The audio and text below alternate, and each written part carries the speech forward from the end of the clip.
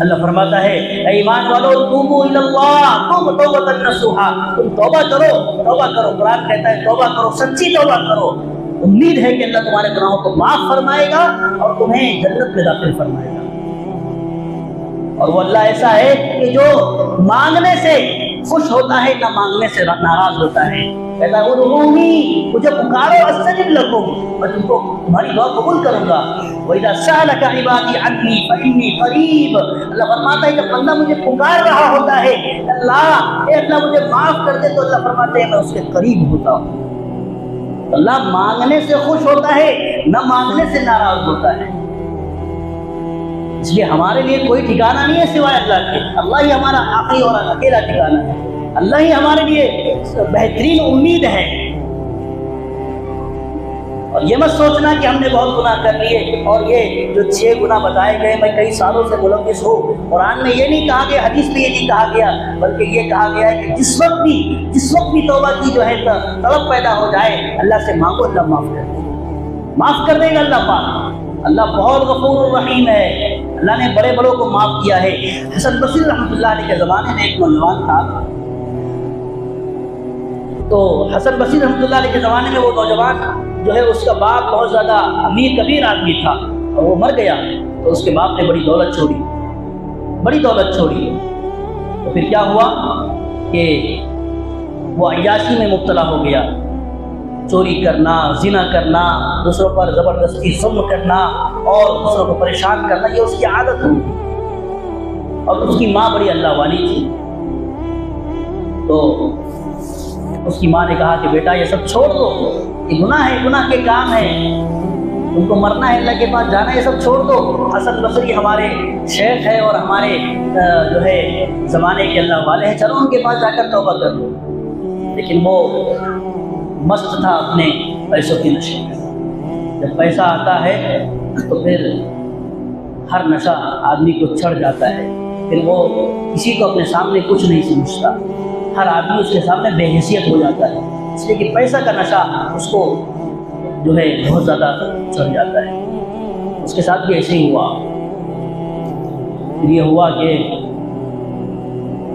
وہ نہیں گیا حضرت حسن بصری رحمۃ اللہ علیہ کے پاس۔ حضرت حسن بصری رحمۃ اللہ علیہ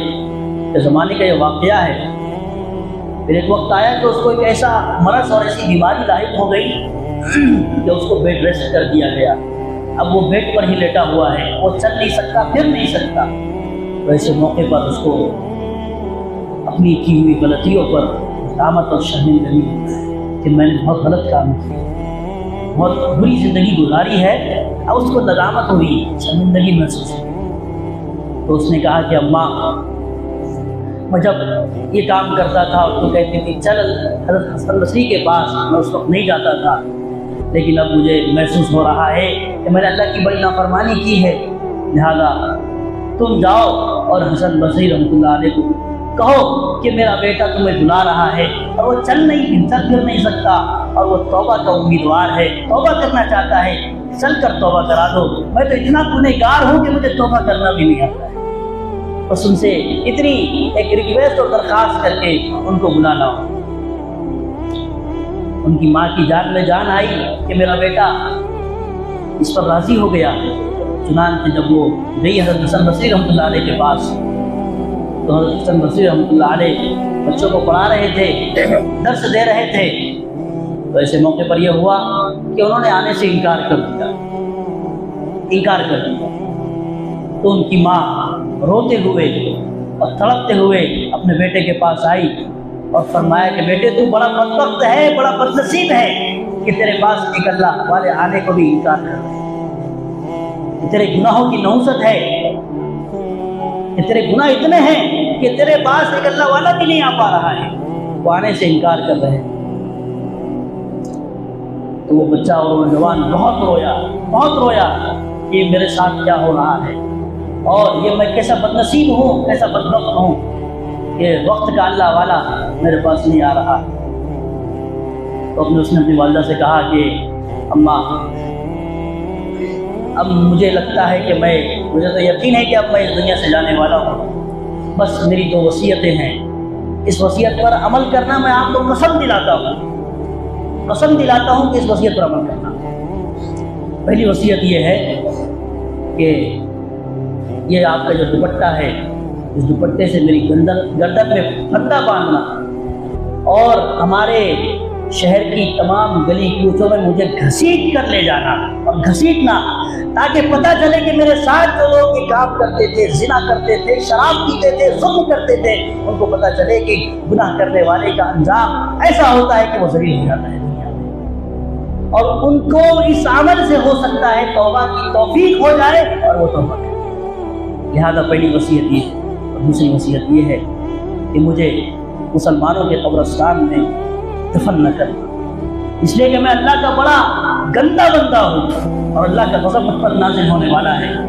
اللہ کی پھٹکار مجھ پر برسنے والی ہے۔ ہو سکتا ہے میں جس مسلمانوں کے قبرستان میں دفن کیا جاؤں تو میرے قبر میں عذاب ہو، اور اس عذاب کی تکلیف میرے بازو والا محسوس کرے، لہذا مجھے کسی اور قبرستان میں دفن کرنا، مسلمانوں کے قبرستان میں دفن کرنا۔ بس کیا تھا، وہ آسمان کی طرف دیکھنے لگا اور اس کی آنکھوں سے آنسو جاری ہو گئے، اور کہنے لگا بس اللہ معاف کر دے، معاف کر دے، اور یوں کہتے کہتے اس کی روح نکل گئی، وہ اس دنیا سے چلا گیا۔ اب اس کی ماں پریشان ہو گئی کہ اب تو میرا بچہ ایسے ہی چلا گیا۔ پھر آئی دربار میں حضرت حسن بصری رحمۃ اللہ علیہ کہ شیخ اب تو میرا بیٹا چلا گیا ہے، میں جس کے لیے آئی تھی وہ اس دنیا سے جا چکا ہے، میری ایک درخواست ہے کہ آپ اس کا جنازہ پڑھا دیں، ہو سکتا ہے آپ کے پڑھانے کی برکت سے میرے بچے کی مغفرت ہو جائے،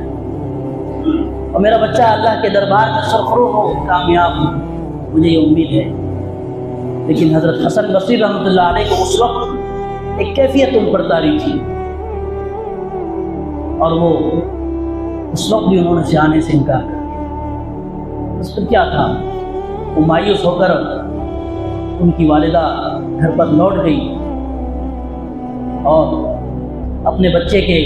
لاش پر کفن ڈال کے رونے لگی، اور رو رہی تھی، ہچکیاں مار رہی تھی۔ اتنے میں کیا ہوتا ہے کہ گھر کا دروازہ کھلتا ہے، دستک ہوتی ہے، دروازہ کھولا جاتا ہے، تو دیکھتے کیا ہے کہ حضرت حسن بصری تشریف لائے ہیں، اور کہتے ہیں کہ او مائی، کہاں ہے وہ اللہ کا ولی، کہاں ہے وہ بزرگ،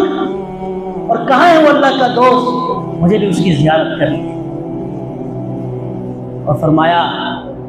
کہ تمہارے جانے کے بعد میں تھوڑی دیر لیٹا، مجھے میں نے خواب میں دیکھا کہ اللہ پاک اس سے فرما رہے ہیں کہ حسن تم میرے کیسے دوست ہو کہ میرا ایک دوست تمہیں بلا رہا ہے اور تم جانے سے انکار کر رہے ہیں۔ اس نے مجھے دل سے پکارا، میں نے اس کے سارے گناہوں کو معاف کر دیا اور میں نے اس کی مغفرت فرما دی، لہذا بس یہ تھا، اور میں تمہارے پاس چلا آیا۔ اور اس کے بعد پھر یہ ہوا، حضرت حسن بصری رحمۃ اللہ علیہ نے اس نوجوان کی کفن دفن کا انتظام فرمایا اور نماز جنازہ پڑھایا۔ تو میرے بھائیوں، یہ ہے اصل توبہ، کہ توبہ کا کوئی وقت نہیں ہے، چاہے کتنے ہی ہم سے گناہ ہو جائے، اگر ہم سچے دل سے توبہ کریں گے اللہ معاف فرما دے گا، اللہ معاف فرما دے گا، اللہ کے دروازے کھلے ہوئے ہیں۔ اور اللہ تو روز حدیث میں ہے کہ اللہ جو صبح